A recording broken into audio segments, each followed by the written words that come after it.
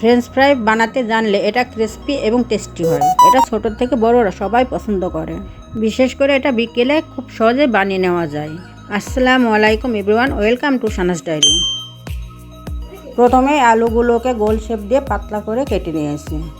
এরপর আলুগুলো ভালোভাবে ধুয়ে 10 মিনিটের জন্য লবণ দিয়ে মাখিয়ে রেখেছিলাম। আলুগুলো পানি থেকে উঠিয়ে নেব এবং একটা টিস্যু পেপার দিয়ে ভালোভাবে মুছে নেব, যাতে আলুর গায়ে পানি না থাকে।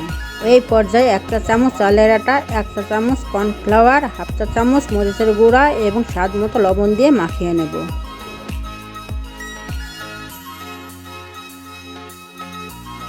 এরপর মাখানোর পরটি ভেজে নেওয়ার আগ পর্যন্ত এরপর আমি আলুগুলো একটা কাঠের ভিতরে ঢুকে নেব। দেখে বুঝতে পারছেন আমার প্রসেসিংটা কেমন। স্লাইস করা আলুগুলো আমি কাঠের ভিতরে ফোল্ড করে দিচ্ছি।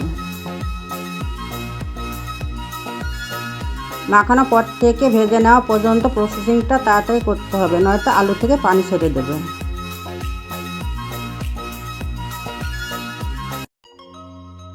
তেল গরম হয়ে আসলে স্টিকগুলো দিয়ে দেব এবং 3 থেকে 4 মিনিট এপাশ ওপাশ উল্টিয়ে ভেজে নেব।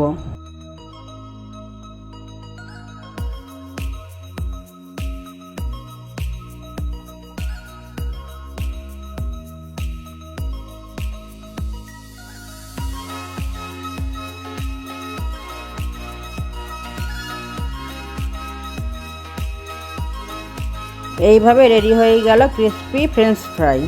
এটা কিন্তু খুবই ক্রিস্পি এবং টেস্টি হয়েছিল।